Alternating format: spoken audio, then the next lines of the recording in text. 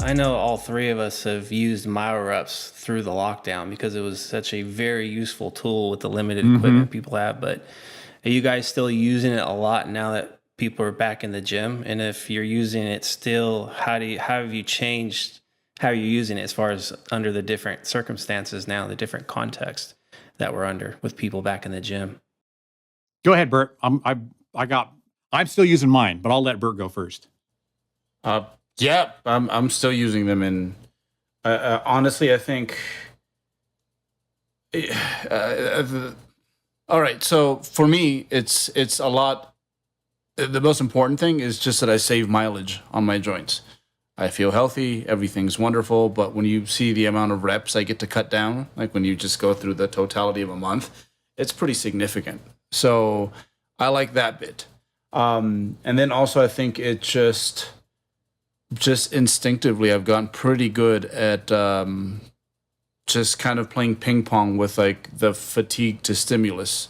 Because it's like to me anyways, it's like I just finished my activation set. I do my first my first cluster set because I was this close to failure just not too long ago. It's like when I jump back in there, I kind of have again like a good idea of like where I'm at almost. Like it's because again, if it was a set of 10 at an RPE 8, in my clusters, I don't know, like 3-4 reps, it's just a lot easier for me to gauge a similar RPE because I just did it like literally like a few breaths ago. So for me, being able to just be more on top of that, because for me it makes a difference. Like if I grind out too many things, oh, do I like zap out? Like I'm not much of a grinder in regards to my lifts. Like it either happens or it doesn't happen. So sometimes there's certain sets that look pretty innocent, but like I know in the back of my mind, I'm like, man, because I took that rep, the next 2 sessions they cover this area is gonna kind of suck.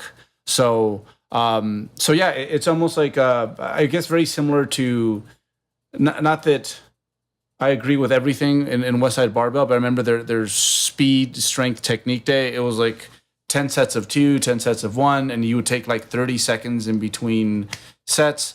And I think a lot of it was because you had a lot of, I guess, like book learning in a short amount of time. It's like you got your set in, that last squat is still kind of fresh on your mind, and you can kind of like correct that.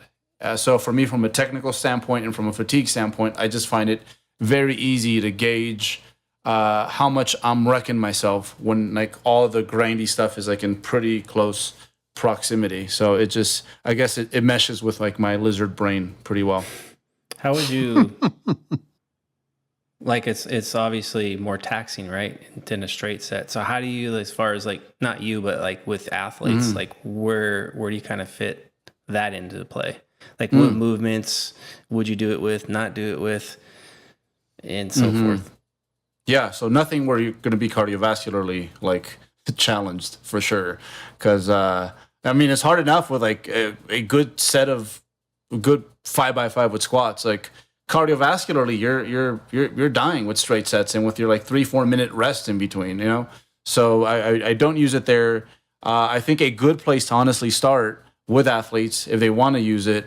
I don't think it's going to be your pressing. I don't think it's going to be your rowing. I think it's going to be just isolation stuff. We start there, and then based off some of the standardized protocols, and we can kind of just adjust things a little bit. I think size of the athlete matters. So like a cluster set for a bigger male, let's say a 230-pound male versus a 115-pound female.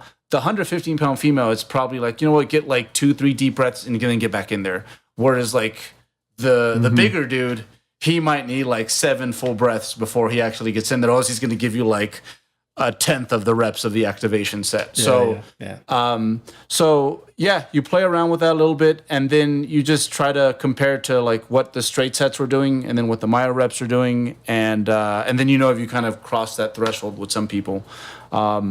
But I think arms is probably the best way to start, or lateral raises or something like that. Yeah.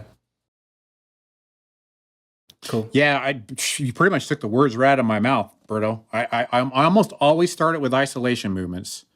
One of my favorites myself is the straight arm pull down. I love doing just a straight arm pull down with a band only. The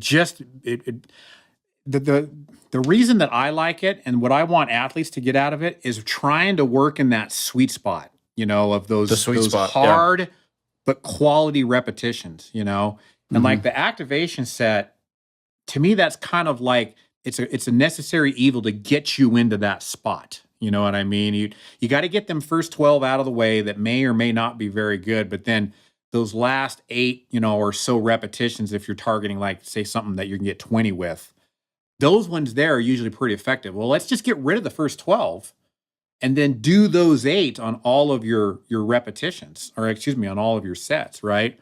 But the other thing too is, as much as I like grinding, my body doesn't really seem to recover very good from it as like it used to. Like I used to be able to grind almost everything, Yeah.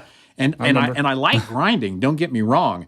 But if I'm grinding, 3 The R. Kelly song just came into my mind, but yeah.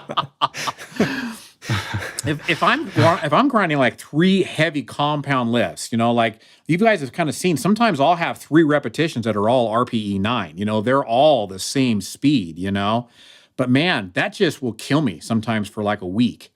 But if I can grind something light in a mile rep range, not only for more than 3 repetitions, I can do that for like multiple sets, and my body doesn't just get like torn up and just where I can't, like sometimes I can do a mile rep, like call it a giant set, call it the activation set, and 3 or 4 clusters or whatever.